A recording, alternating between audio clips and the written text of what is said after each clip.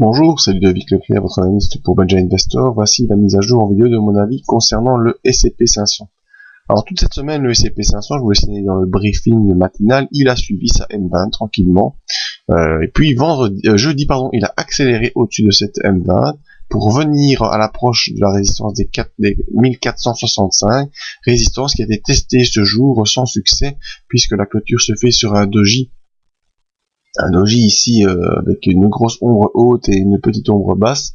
Donc on est venu tester les 1465, on n'a pas réussi à les franchir.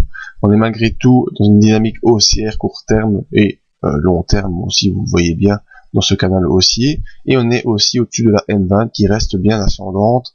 Maintenant espérons que ceci ne soit pas un troisième échec du franchissement, cette zone des 1465, parce qu'on a eu un premier échec ici, un deuxième là fin septembre, et ce serait donc le troisième échec, ce qui serait pas bon signe pour une poursuite.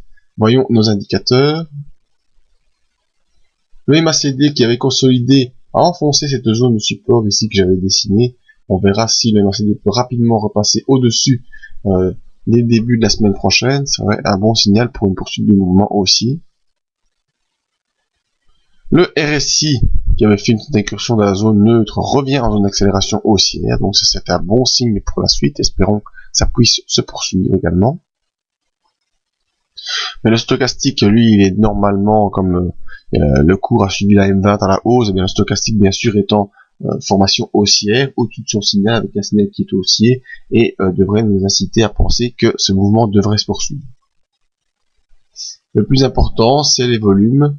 On est toujours dans cette divergence baissière qui m'ennuie, moi, vraiment assez bien sur l'OBV. C'est-à-dire que même si on a un retour de volume acheteur, ce retour de volume acheteur n'est pas aussi impressionnant que lors du premier contact avec les 1465. Il est même moins important, donc cette divergence baissière sur l'OBV est un peu gênante.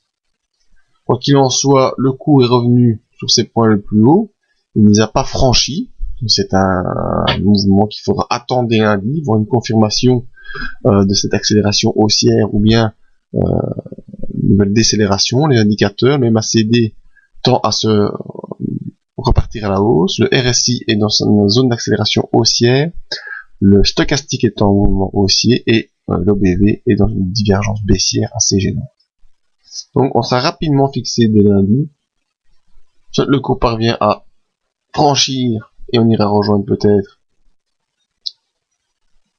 Je vais regarder où était la prochaine résistance, 1526 sera pas pour tout de suite, donc on arrive à franchir la résistance ici intermédiaire des 1465 pour rejoindre le haut du canal, ou alors on ne parvient pas à franchir cette zone et malheureusement on pourrait revenir ici sur cette zone des 1437 et une nouvelle fois vers le bas de ce canal moyen terme qui est un canal assez bien dessiné pour l'instant.